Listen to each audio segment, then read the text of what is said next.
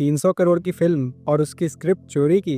Japan में 30 करोड़ में ऐसी कहानी रच देते हैं कि लोगों की आंखें नम हो जाती हैं और तुम कहते हो एनिमे बच्चों के लिए होता है। भाई रियलिटी चेक लेने का टाइम आ गया है। आज भी जब कोई एनिमे देखता है तो लोग कहते हैं बच्चों का कार्टून देख रहा है यार, पर सच्चाई ये है एनिमे सिर्फ इमोशन नहीं है, वो एक कला है। जहाँ हमारी फिल्मों में हीरो आसमान में उड़ता है और लॉजिक जमीन में गिर जाता है, वहीं एनिमे में एक छोटा सा डायलॉग भी दिल की जड़ें हिला देता है। एनिमे में डेथ सिर्फ कैरेक्टर की नहीं होती, वो मासूमियत, सपने और इंसानियत की भी होती है। हो सकता है आपने अ साइलेंट वॉइस देखी हो या शायद योर नेम। बिना शोर मचाए ये फिल्में इंसान के टूटने और बनने की कहानी बताती हैं। आजकल इंस्टाग्राम में हर कोई स्टूडियो गिबली की कोई ना कोई एस्थेटिक फोटो बना के डाल रहा है। पिंक आसमान, स्लो वाइब्स, नो फाइट, शांति भरा माहौल, बस वाइब्स ही वाइब्स। पर असल में स्टूडियो गिबली सिर्फ वाइब्स के लिए नहीं है, बल्कि ये एक ऐसा दर्शन है जो शायद आपको अभी नहीं पता पर बाद में जरूर पता चलेगा। मियाज़ाकी और ताकाहाता की फिल्में हमें सिखाती हैं कि कैसे नेचर से प्यार करना चाहिए और युद्ध से नफरत करनी चाहिए, और हमेशा किस तरह से अपने बचपन की मासूमियत को पकड़ के रखना चाहिए। पर अफसोस की बात यह है आज लोग सिर्फ विजुअल्स चुराते हैं, सोच नहीं। अगर आपने अब तक ग्रेव ऑफ द फायरफ्लाइज नहीं देखी तो आप गिबली की रूह से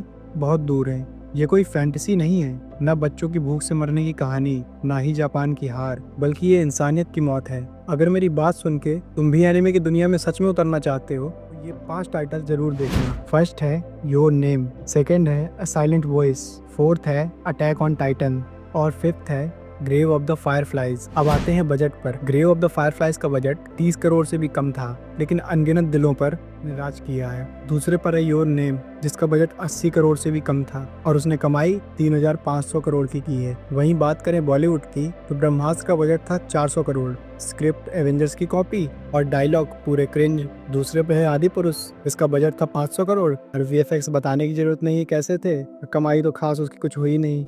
वापस आए अपने एनिमे वाले टॉपिक पे, तो एनिमे में सिर्फ पैसा नहीं इमोशन खर्च होता है, क्योंकि वहाँ कहानी पहले आती है, सेट और स्टार बाद में। और हमारे यहाँ सबसे पहले पीआर, फिर इंस्टाग्राम पे टीजर और कहानी सबसे आखिर में। तो अगली बार जब किसी को एनिमे देखते हुए देखना, उसका मजाक उड़ाने की बजाय उससे ये सवाल पूछना कि क्या तुमने जिंदगी में कभी बिना आवाज की चीख सुनी है, या फिर क्या तुमने किसी कहानी में अपना अक्स देखा है। एनिमे बच्चों के लिए नहीं है, बल्कि एनिमे उनके लिए है जो आज भी इंसानियत पे यकीन रखते हैं। अगर तुम भी ऐसी सोच रखते हो तो फॉलो कर लेना मुझे, क्योंकि यहाँ हम बस उन चीजों की बात करते हैं जिसे दुनिया सिर्फ ट्रेंड समझती है।